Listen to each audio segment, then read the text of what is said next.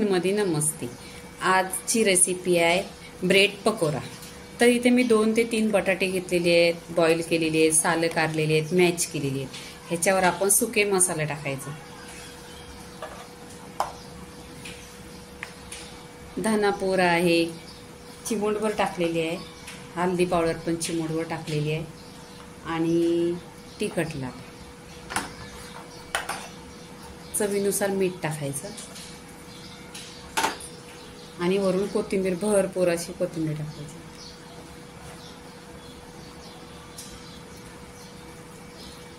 आणि मिक्स करायचं. हाताने केलं तरी चालेल, पण ही बटाटी थोडीशी गरम आहे.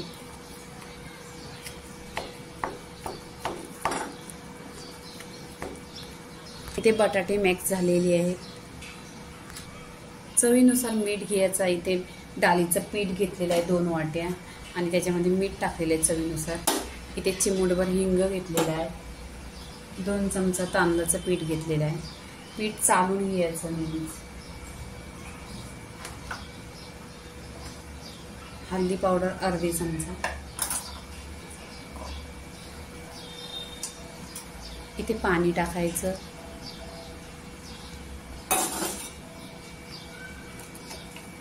आणि मिक्स करायचं.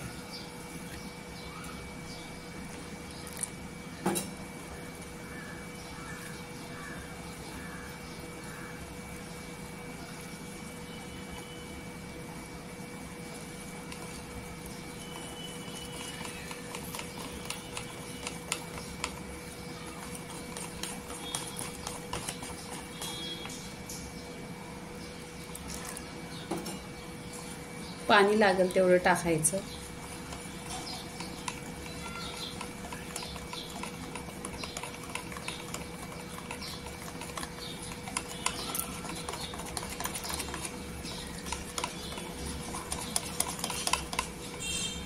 इथे बॅटर बघा तयार झालेले, स्मूथली तयार झालेलं आहे.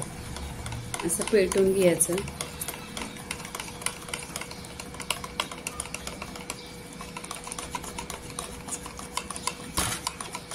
इथे बॅटर बघा तयार झालेले आहे स्मूथली. इथे ब्रेड घेतलेला आहे, ब्रेडवर लावून घ्यायचं.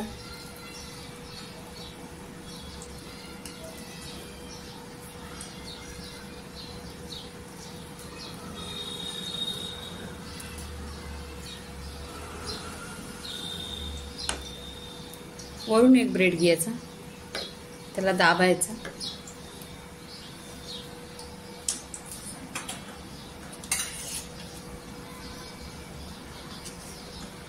दाबल्यानंतर त्याला कट करायचा. असा कट करायचा. इथे बघा गॅसवर कढई ठेवलेली आहे. तेल असं छान गरम झालेलं आहे.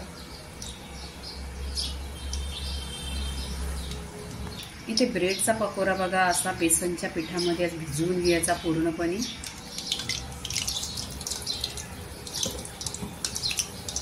बघा छान असं ब्रेड पकोडं फ्राय झालेलं आहे. तर हे काढून घ्यायचं आणि पूर्णपणे सगळं करून घ्यायचं.